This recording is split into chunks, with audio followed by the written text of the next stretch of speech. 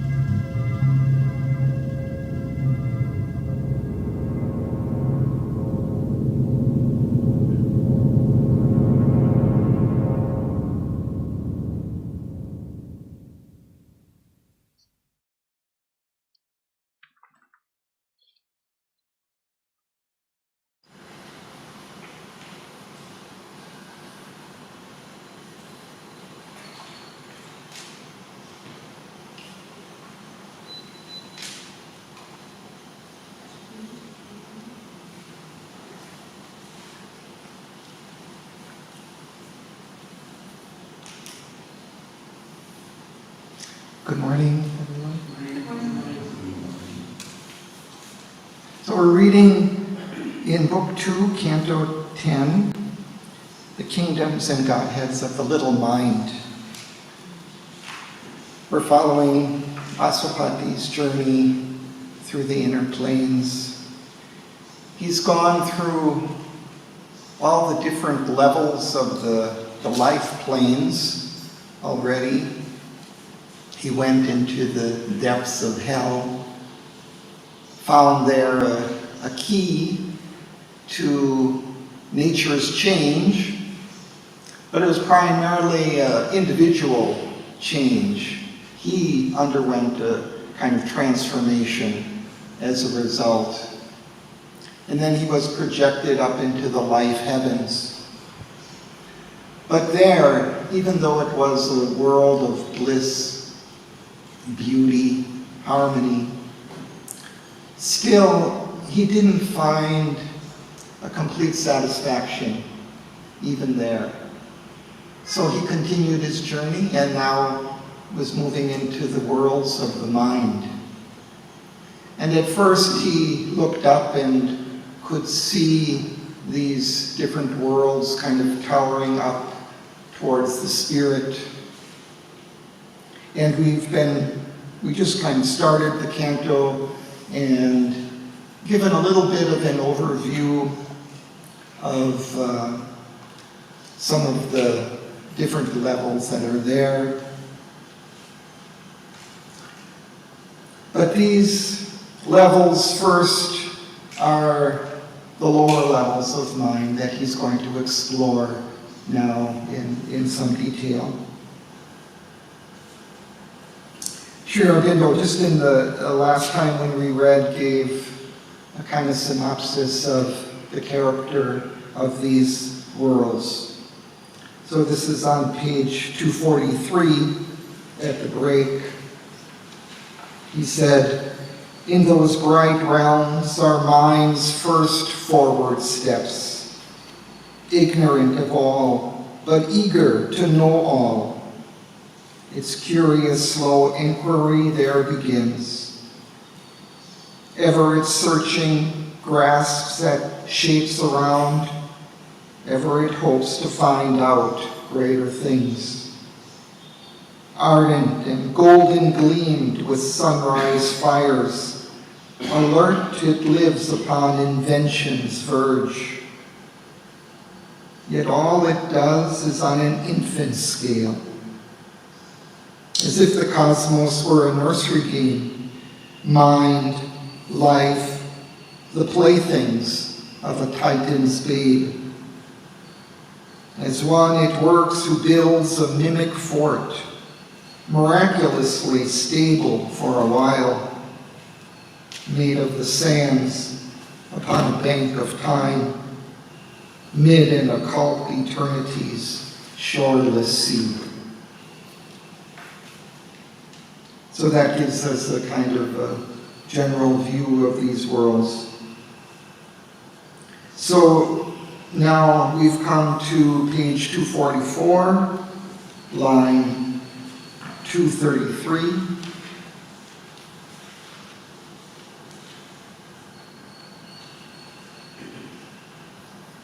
And perhaps Paula can begin.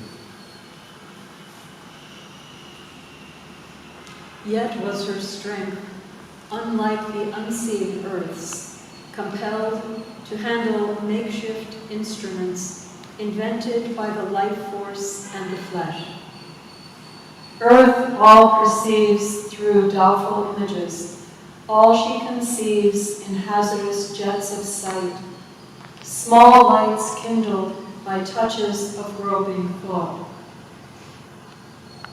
Incapable of the soul's direct in-look, she sees by spasms and solders knowledge scrap, makes truth the slave girl of her indigence, expelling nature's mystic unity, cuts into quantum and mass the moving all.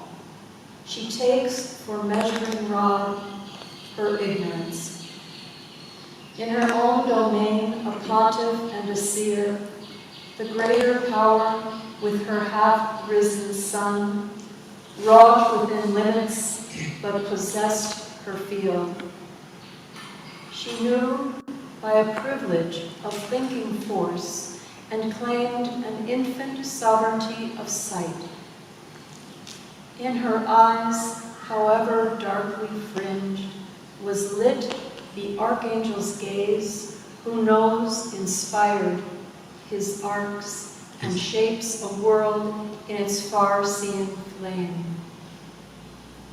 In her own realm, she stumbles not nor fails, but moves in boundaries of subtle power across which mind can step towards the sun. A candidate for a higher suzerainty, a passage she cut through from night to light and searched for an ungrasped omniscience. Thank you.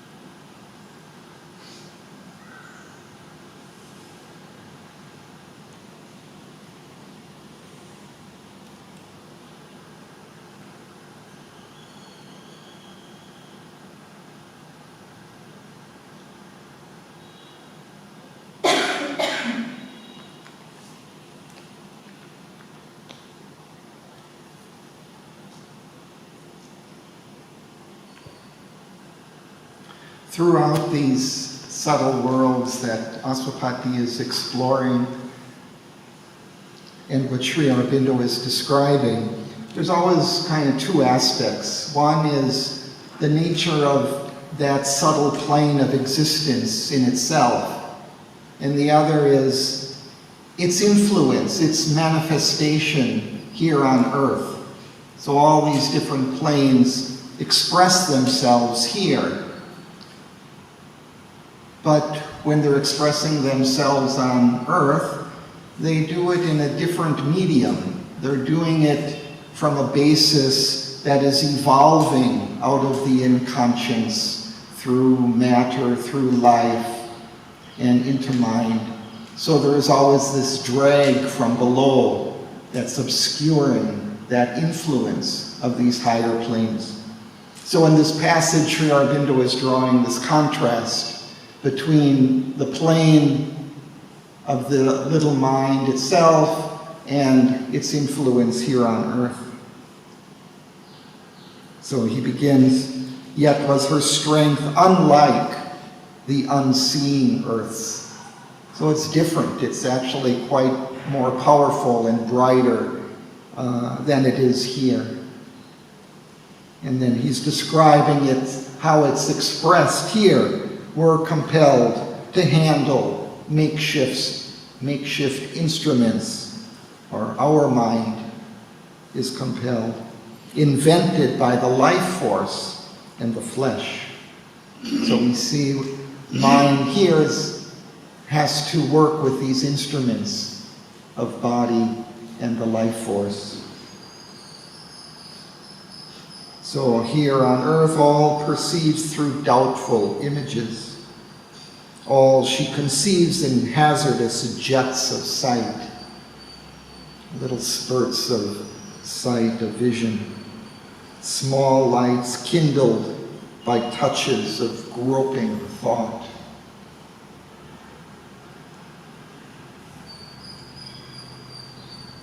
There's this wonderful line, she sees by spasms and solders knowledge scrap like a welder, or these kind of pieces together, scraps of metal in order to form some kind of image or understanding of the world around.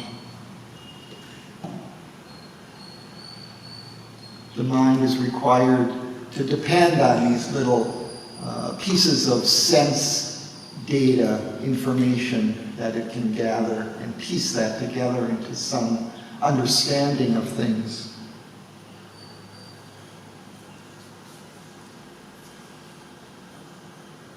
And again, we had a lot of this imagery earlier on about the nature of mind, how it cuts up the oneness of reality into manageable bits that it can deal with.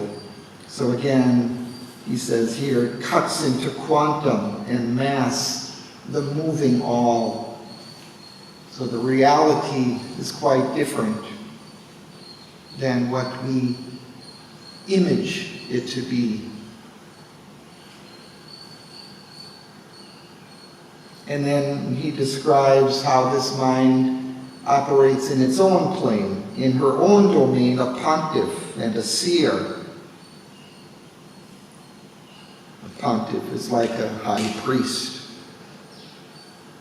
That greater power within her half-risen sun wrought within limits, but possessed her field. It worked within limits, but yet it could possess that field within those limits very thoroughly. She knew by a privilege of thinking force and claimed an infant sovereignty of sight. Still limited, that's why it's infant. It's still working within boundaries, but within those boundaries it operates very efficiently.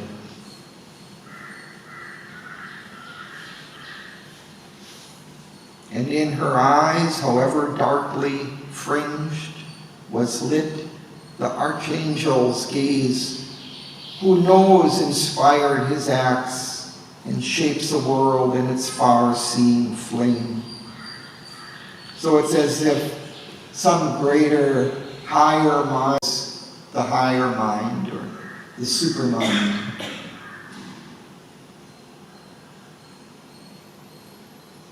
and cuts through a passage from night to light. The sentence just before the suzerainty, what is that? It's a position of authority.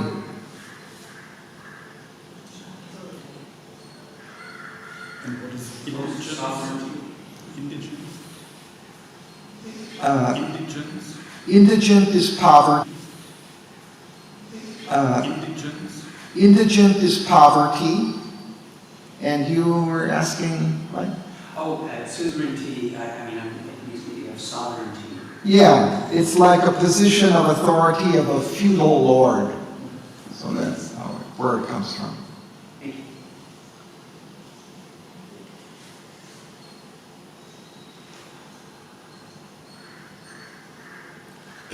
Makes truth the slave girl. Is mind making the truth, the supreme truth, the slave girl? Yeah, it's not grasping it as yet, but it's moving towards it. Maybe it senses that it's there. So he's saying it's searching for an ungrasped omniscience. So it's not able to hold it, but it's searching, it's looking. But this is mind on this higher plane. Although we sometimes search for that omniscience too.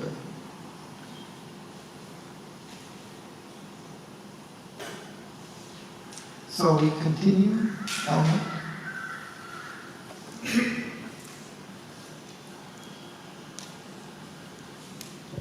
At dwarf, three-bodied Trinity was reserved.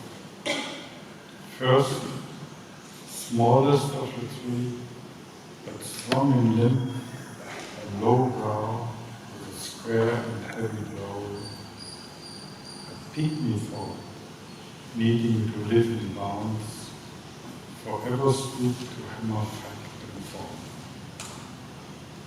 Absorbed and cabined in external sight, it takes its stand on nature's solid place. A technician, admirable, a thinker crude, a riveter of life to habits grooves, obedient to gross matter's tyranny, a prisoner of the molds in which it works, it binds itself by what itself creates. A slave of a fixed mass of absolute rules. It sees as law the habits of the world. It sees as truth the habits of the mind. In its realm of concrete images and events, turning in a warm circle of ideas, and ever repeating old familiar acts, it lives content, common and the norm. It was the old ground, it was his dwelling place. Abhorring changes as an audacious sin, distrustful of each new discovery. Only it advances step by careful step, and fears as of a deadly abyss we are not. Thank you.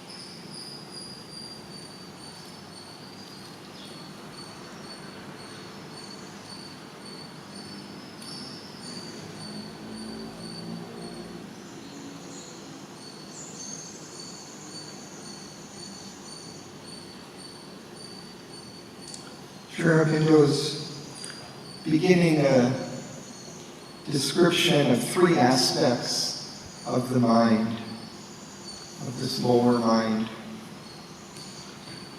So there's kind of a physical aspect, a vital aspect, and a more intellectual aspect of mind. So this is the lowest of those, the more physical bound mind. And he uses this analogy of a three-bodied trinity. Was her serf, kind of. This is, in a way, her servant or instrument, perhaps, that maybe operates here on earth, or at least the descriptions that we'll see in this analogy that he uses describing this beings representing these aspects of the mind. Something very familiar to us here on earth. So the first, a pygmy thought. Pygmy's like a small midget, needing to live in bounds, forever stooped to hammer fact and form, absorbed and cabined in external sight. It takes its stand on nature's solid base. So he's emphasizing this physicality of the mind, this aspect of the mind, and how it depends on matter, on the senses, physical senses, for its information, and is always turned towards matter to apply whatever knowledge, understanding it has to better manage, manipulate matter itself. It's not so much interested in the nature of truth or ideas in themselves. It always works kind of within narrow limits. He calls it a technician admirable, but a thinker crude. So it's good at applying knowledge to matter, to invent new things, but to think in a free, intellectual way about ideas and the possibilities of things that it's beyond its usual scope. It's a riveter of life to habits, grooves. So it's always kind of working on life and matter, trying to manage it, control it, set limits for it. It becomes a prisoner of the molds in which it works. It binds itself by what itself creates.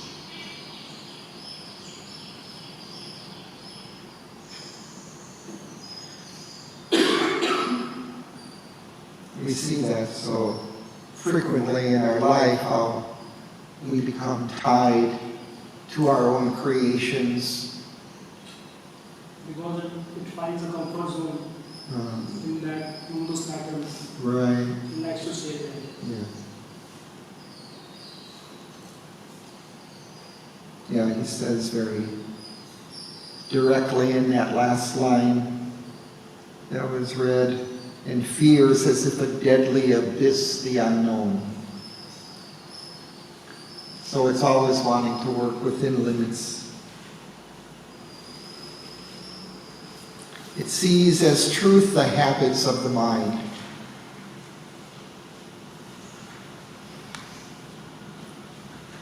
If we look at ourselves, we see how we have certain habitual ideas about the way things are. We construct in our own image of reality. And we're often quite surprised when we talk to somebody else who has a very different view of things than we do. Because we're always working within that circle, within that own image that we have of the world. But it's more or less just a habit of thought. That's how we keep repeating to ourselves over and over, this is the way things are.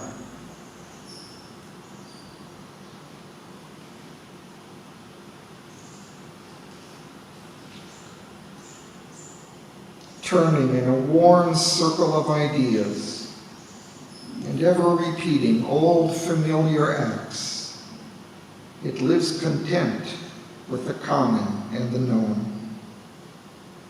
It loves the old ground that was its dwelling place.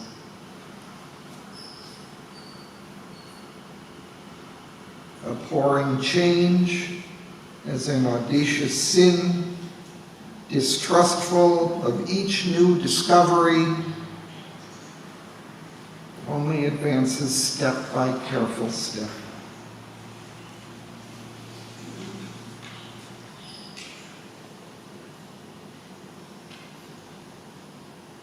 So it advances, it still moves towards truth or a greater knowledge, but it wants to move gradually. It wants to move step by step and know where it's going. It wants to be sure of its footing as it advances. I think to this line, I remember that the mother several times or so emphasized to be more carefully and step in the world and not just rushing forward, be conscious in it. So it's a positive aspect of it. Yeah, we'll see that all three of these aspects of mind have their positive and negative qualities. They're all there for a purpose, for a reason. They have their function.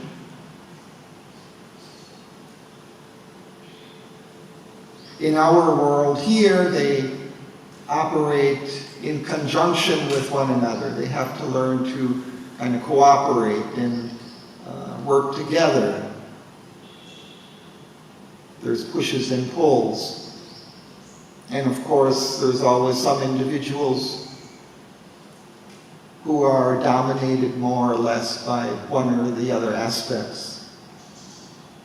But in the planes that he's describing here, each of these aspects in that particular level takes on a clear prominence. So that world takes on that character of that particular level. So in the world that he'll be describing here, it's very much tied to form, to matter.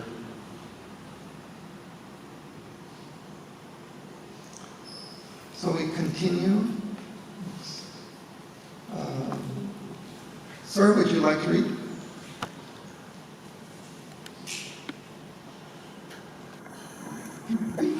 Rooted treasure of its ignorance, it springs from adventure, beings at glorious road, preferring a safe foothold upon things, to the dangerous joy of wideness and of height, the world's slow impatience on its laboring mind, tardy in peaks almost indelible, increase their values by their poverty.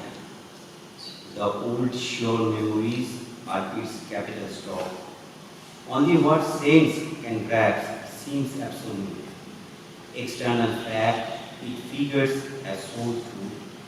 Wisdom identifies with the outwardly, and things long known and actions always done are to its clinging hold balustrade of safety on the perilous stair of time. Heaven's trust we are the established ancient ways, immutable laws man has no right to change, a sacred legacy from the great dead past, or the one road that God has made for life, a form shape of nature, never to be changed, part of the huge routine of the universe. Thank you.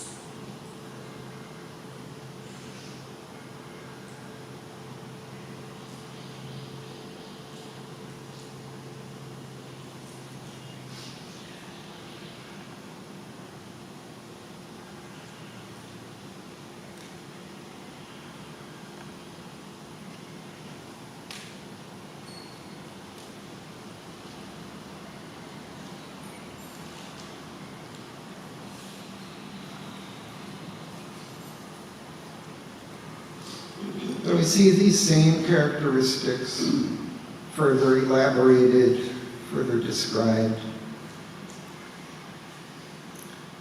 A prudent treasure of its ignorance. And this part of the mind really takes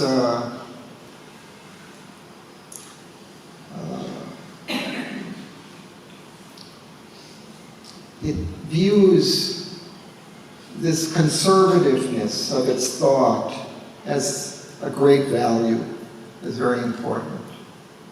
It wants to be absolutely sure of its knowledge before stepping one step further.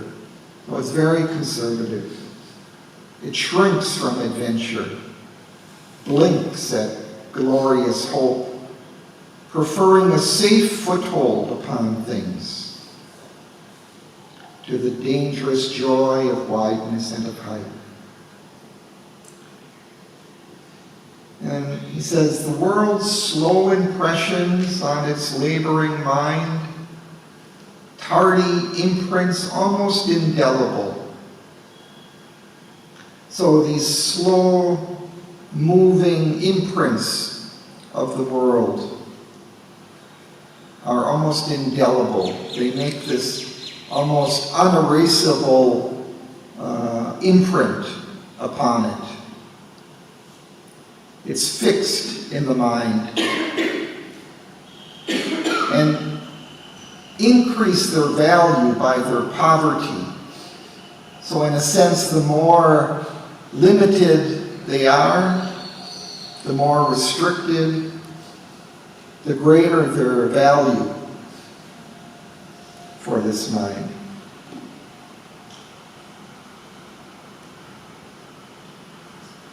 Sometimes we look at science or the social sciences and their discoveries and advances, and they can go over like the smallest kind of detail of things and study that for 30, 40, 50 years. Just keep going over that until it's absolutely sure. And they still never really know for sure.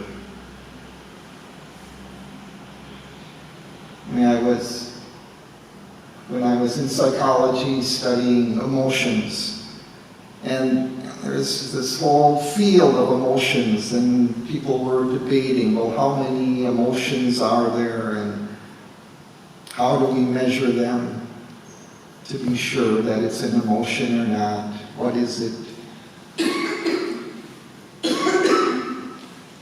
What are its facial signs?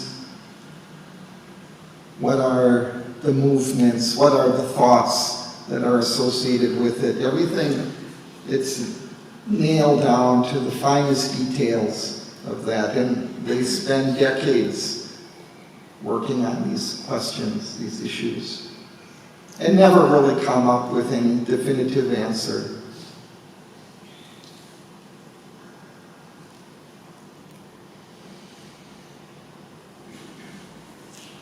The old sure memories are its capital stock. That's the best that it has, these old sure memories of things. And only what the sense can grasp seems absolute. It's always relying on the physical senses for its data. Only what you can show me, that I'll accept. I want to be able to touch it. I want to be able to feel it, see it. Then I can accept. So that's why science is so much tied to matter. It depends on matter for all its data.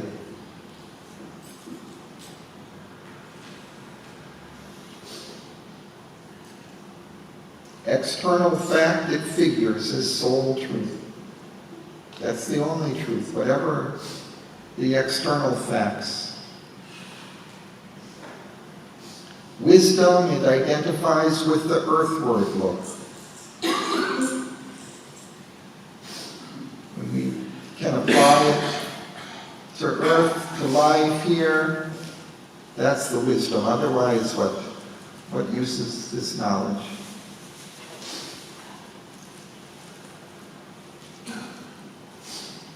Things long known and actions always done are to its clinging hold of balustrade. Balustrade's like a railing at the edge of a balcony or on a stairway going up.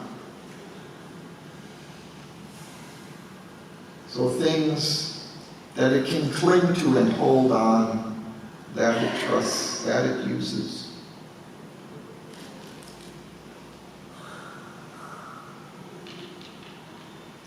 Established ancient ways, immutable laws, man has no right to change.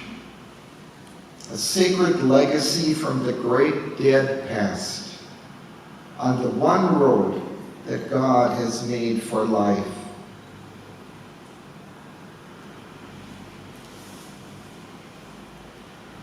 So we still see these ancient laws from thousands of years back that somebody has laid down for the way to heaven, the way to light, and still they're followed. Would that be like the Vedas? Yeah, perhaps, but I'm thinking more like the Ten Commandments or something kind of more set and easy to understand. Or perhaps Buddha's, kind of eight-step plan and things like that.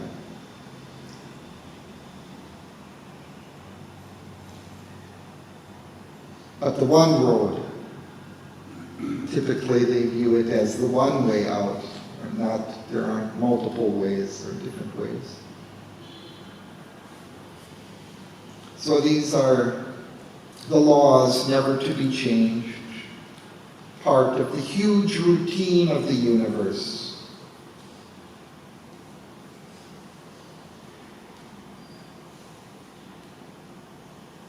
The universe also is looked like that, as if following certain very determinable laws.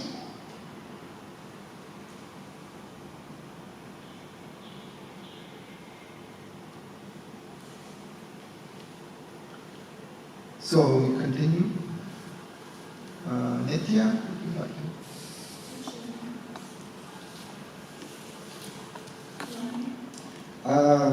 A smile from the preserver of the worlds.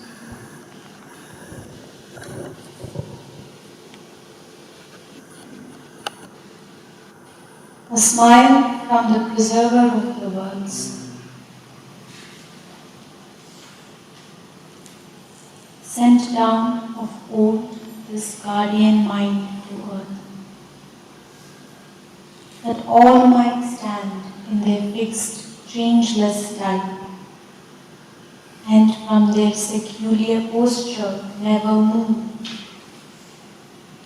One sees it circling, faithful to its task, tireless in an assigned tradition's round, in decayed and crumbling offices of time.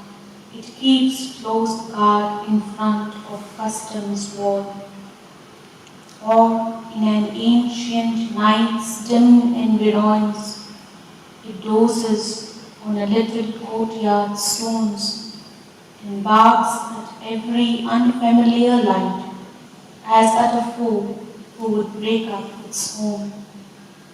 A watchdog of the spirit's sense-railed house, against intruders from the invisible, nourished on scraps of life and matter's bones, in its kennel of objective certitude. And yet behind it stands a cosmic might. A measured greatness keeps its vaster plan. A fathomless sameness rhythms the tread of life. The stars' changeless orbits furrow inert space. A million species follow one mute law.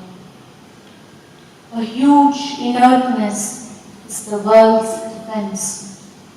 Even in change is treasured changelessness.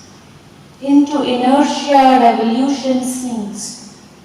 In a new dress the old resumes its role. The energy acts, the stable is its seal. On Shiva's breast is stayed the enormous dance. Thank you.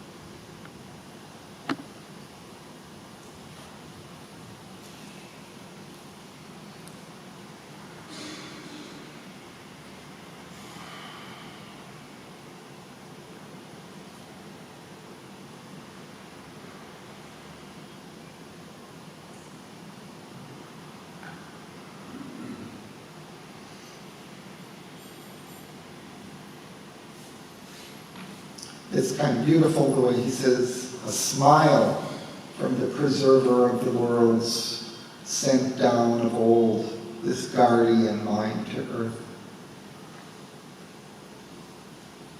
Perhaps with a little bit of humor, seeing its operation, but also its importance and necessity.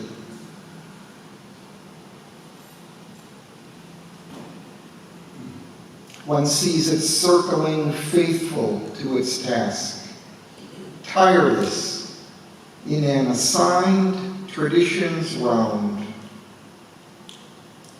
It keeps moving tirelessly through these circuits, through these same rounds over and over, like the circling of the planets around the sun, or gradually moving, faithful to its task, in decayed and crumbling offices of time. Gives us a kind of a picture of some of the Indian government offices you walk into, I think, where they keep the records, in stacks of papers and on the shelves.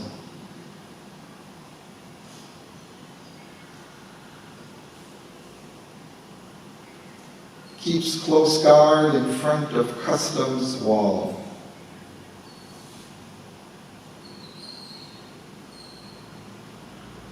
So all the different customs of life keeps a close guard that we don't go against these customs, break those traditional rules.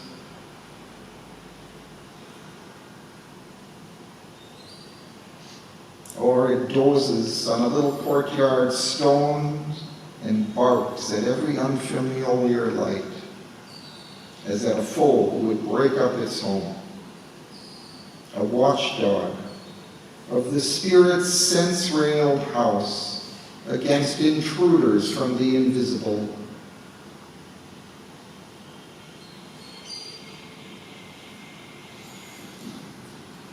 So again, he gives us these kind of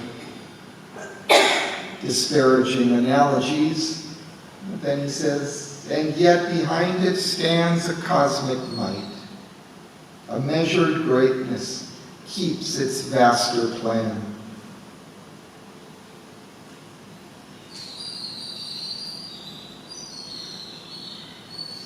There's something great about matter and its unchangeability, its stability, its fixedness.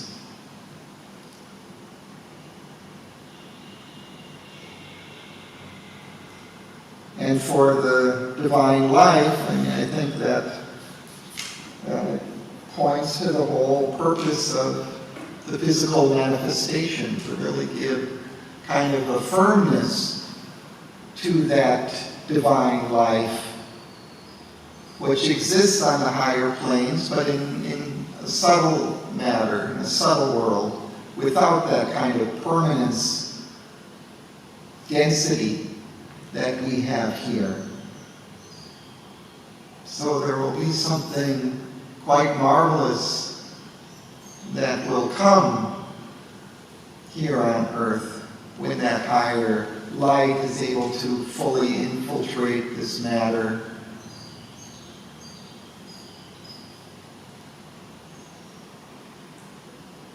And that whole long, slow process of evolution moving towards that is also something quite wonderful and remarkable. How things develop just slowly, gradually towards that higher light, and how there's such a great variety of ways in which it breaks out into manifestation, into beauty along that long journey. All those different possibilities that manifest in matter and form.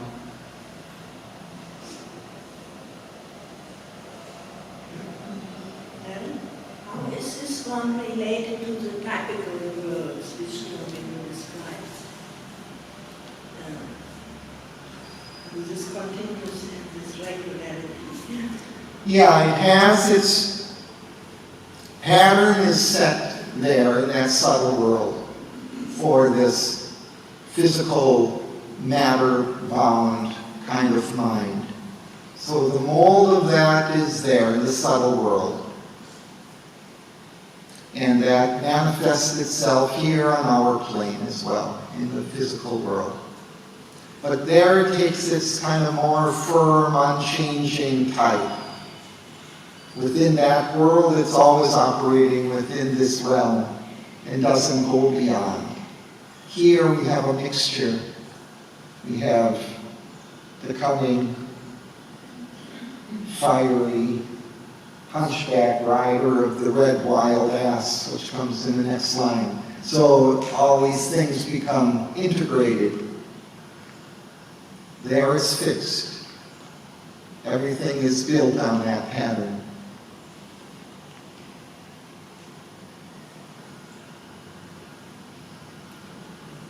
That eat, I-T-eat, what does it refer to? Which? Eat. It keeps close guard in front of customs wall. Oh. What does eat refer to?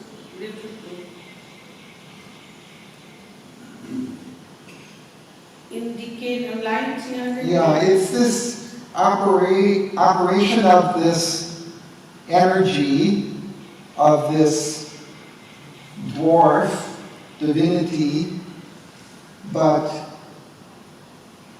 what that represents at the beginning of the sentence here is a smile from the preserver of the worlds.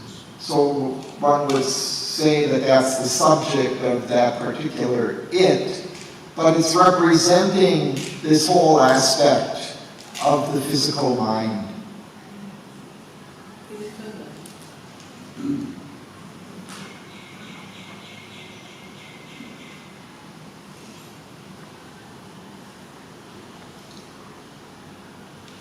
So we will maybe,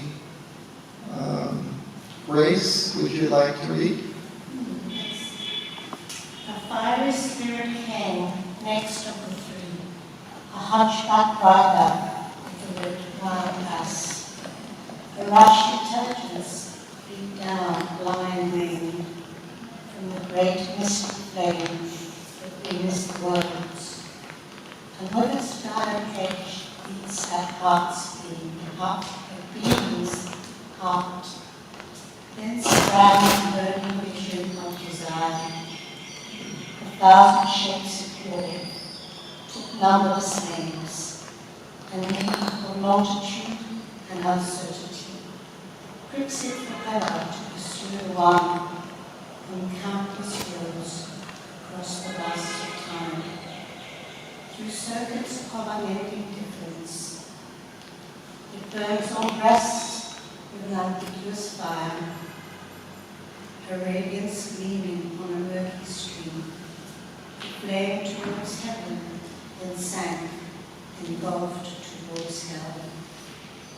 It climbed to drag down truth into the mire, and used for nothing ends its brilliant force. The huge chameleon, gold and blue and red, turning to black and grey and lurid brown. Hungry it stared from a knot of bound life, to snap up insect joys, its favourite food, the dingy sustenance of a sumptuous frame, nursing the splendid passion of its shoes. Thank you.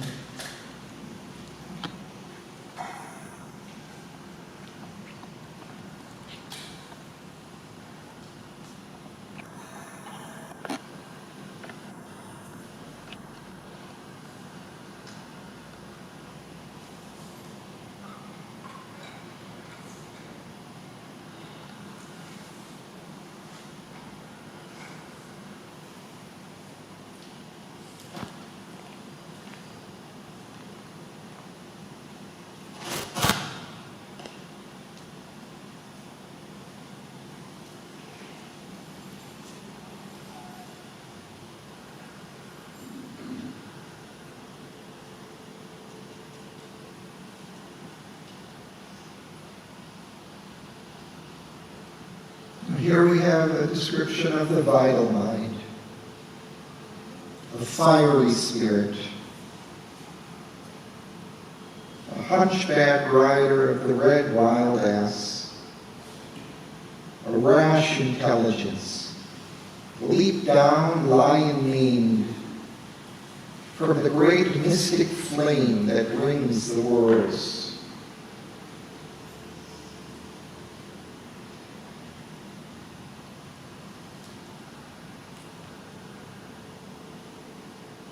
Bhavan, in her commentary, talks about these images of Shiva dancing, and some of these images, she's ringed by a fire. There's a ring of fire around her in these images. And it's as if this intelligence is leaping down from this fire, ringing the worlds. With its dire edge, eats at being's heart.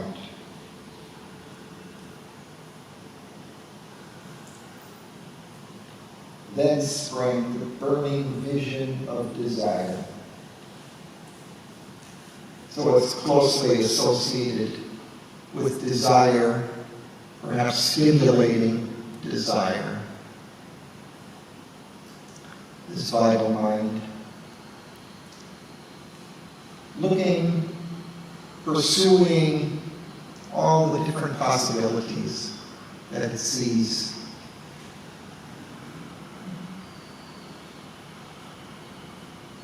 Thousand shapes it wore, took numberless names, a need of multitude and uncertainty pricks it forever to pursue the one on countless roads across the vasts of time.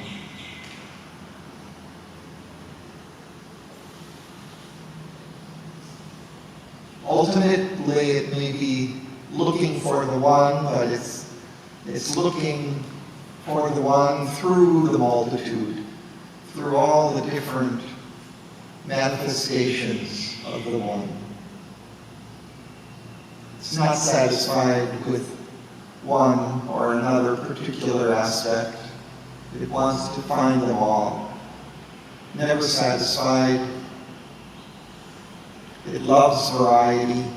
It loves change. Very different from that first aspect of the Trinity, which likes sameness, which likes comfort and following the same round. This wants all variety. Pursue all the different paths.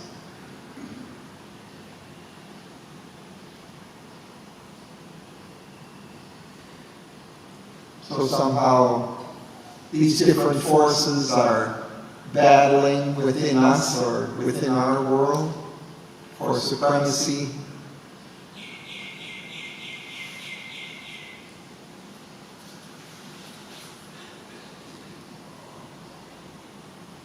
The line before where it says Shiva's breast is deep, the enormous arms.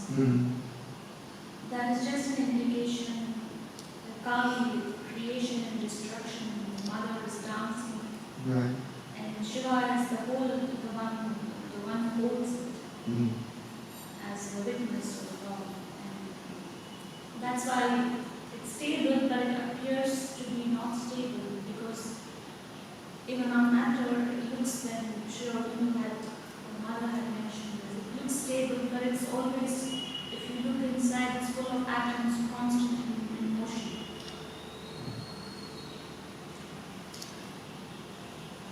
So in a sense, though, he's,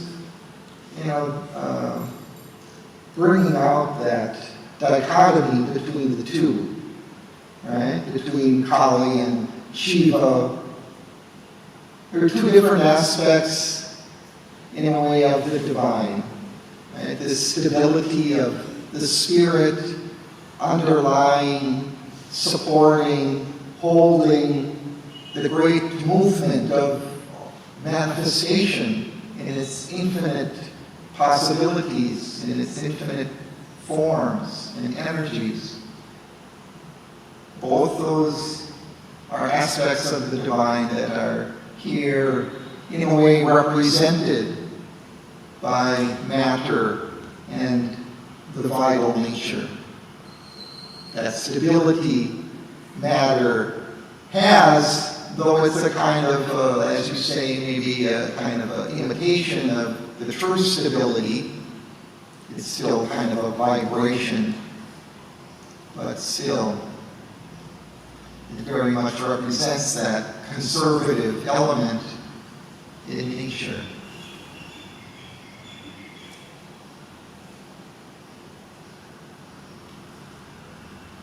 So here we're seeing more of that dance of Kali in this other vital aspect.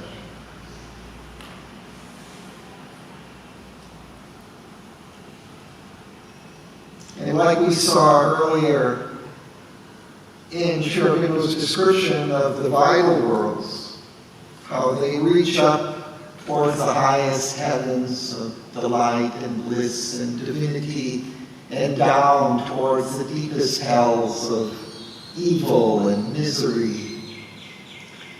The mind also extends upward into the heavens and downwards.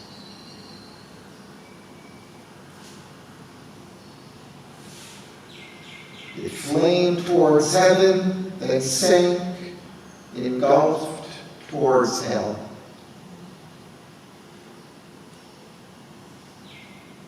Each level of nature has its heights and its depths.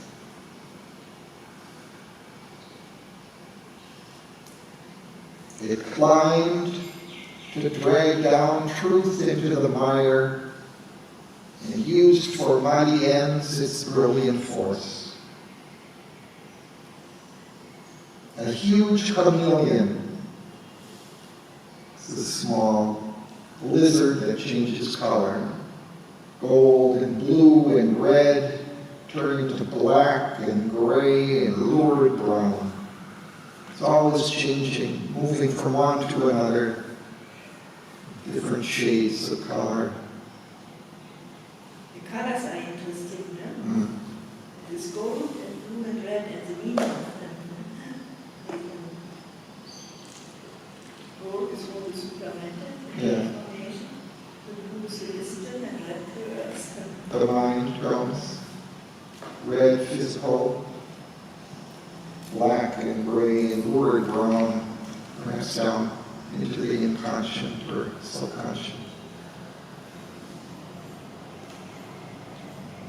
Hungry is scared from a mottled bowl of life to snap up insect joys, its favorite food.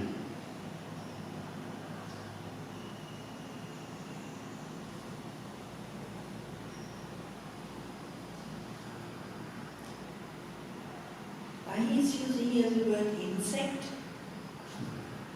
Well, because it's characteristic, a very kind of, it's using just these small little pleasures and joys. This is what it's kind of taking in and sustaining it in a way. Its pursuit of all different things, but it really enjoys snapping up these little pleasures and joys. It's connected to the chameleon image. Yeah. Chameleons Yeah. snap up. True. Yes. So he's having fun.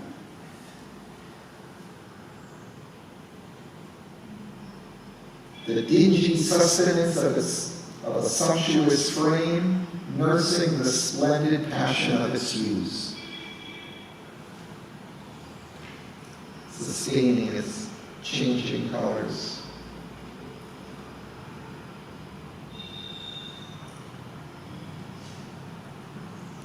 So we continue. Soon. A snake of flame with a dull cloud for tail, followed by a dream brood of glittering thoughts. A lifted head with many tinged flickering crests, it licked at knowledge with a smoky tongue. A whirlpool sucking in an empty air, it based on vacancy's stupendous claims. In nothingness born to nothingness returned, yet all the time unwittingly it drove towards the hidden something that is all. Ardent to find, incapable to retain, a brilliant instability was its mark. To err its inborn trend, its native cue, at once to an unreflecting credence prone. It thought all true that flattered its own hopes. It cherished golden nothings born of wish. It snatched at the unreal for provender. Thank you.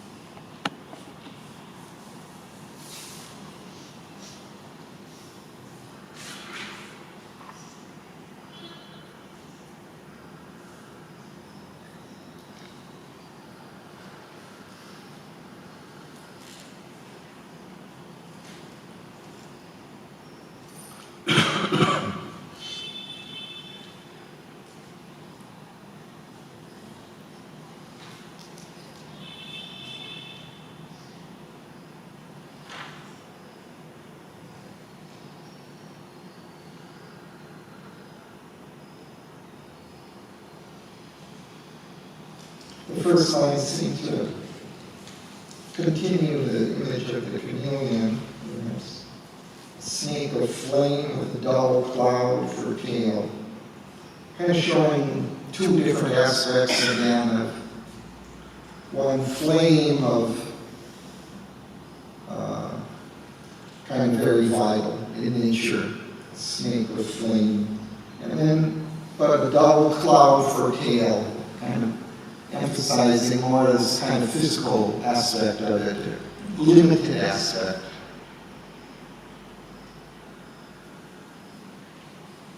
Followed by a dream mood of glittering thoughts.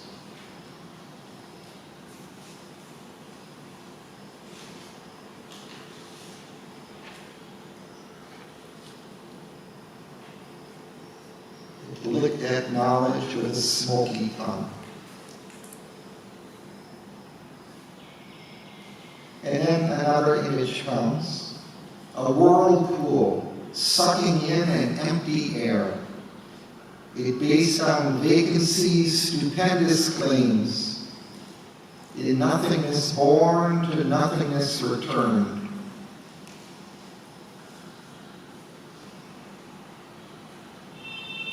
So it's suggesting this mind is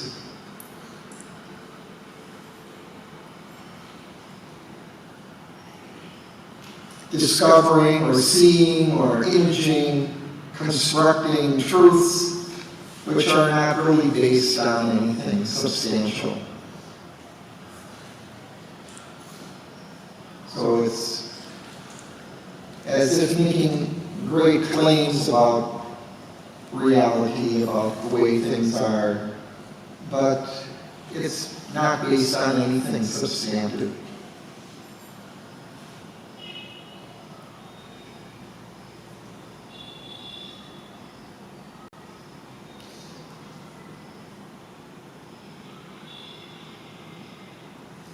So that's in a way also a contrast, I suppose, to that physical mind that we were discussing earlier, where it always wants to base it on facts, on sensible information that we can rely upon, verify.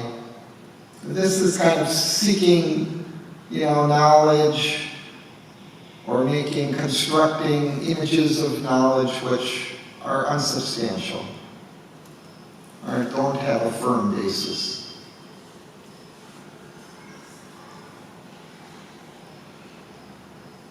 But yet making stupendous claims about it.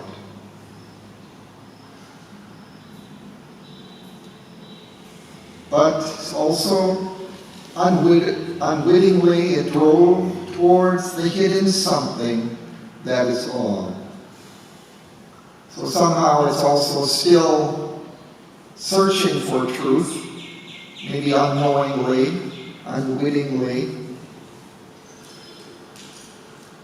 But the hidden something that is all. So also it's seeking it everywhere. It's seeking the all, the cosmic frame for things. It's not confining itself to one narrow corner. It wants to search everywhere for truth.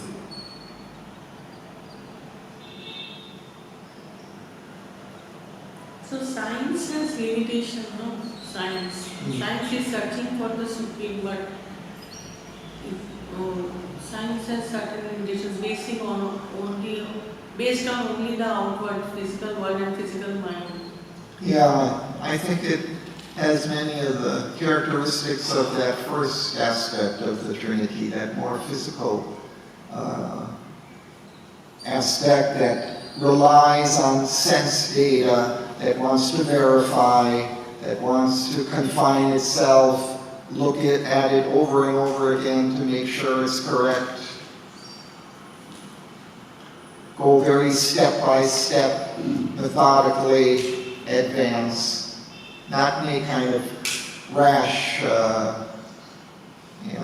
adventures into things. Go step by step. For me also, it's towards the hidden something that is all.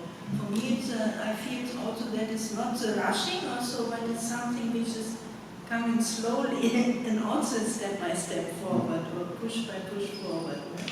That, everything is moved by this inside. The something that is all is the one that is all. Something that suggests that being who is all. But it's searching, this vital mind searches everywhere. It's not content.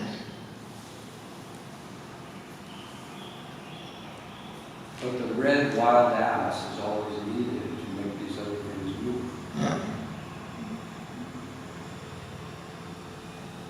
Yeah, if we didn't have that, it'd be something. No, but what I fear, a kind of steadiness in this also. It's not only... But I don't see the steadiness here so much. I don't know where you're finding steadiness. Ardent to find, incapable to retain. A brilliant instability was its mark. It's always moving, always changing, always going for the next adventure, the next possibility. To err, its inborn trend, its native cue. So it's brilliantly unstable. Brilliant That is latency. characteristic. Yeah. And then it thought all true that flattered its own hopes. So that's the nature of this vital mind. There's a lot of vanity in a way.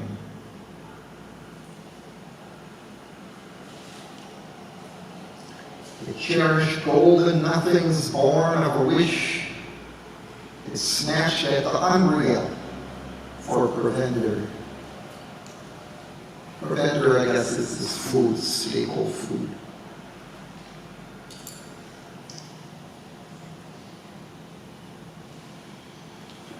So I think we stop there for today.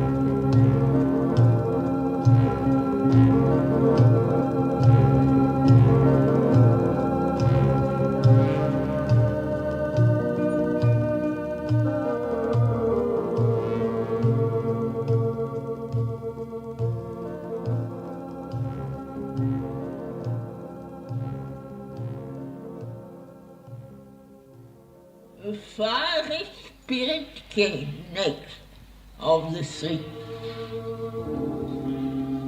A hunchback rider of the red wild ass. A rash intelligence leaped down land-maned from the great mystic flame that rings the world, and with its dark edge eats at being's heart. Thence sprang the burning vision of desire.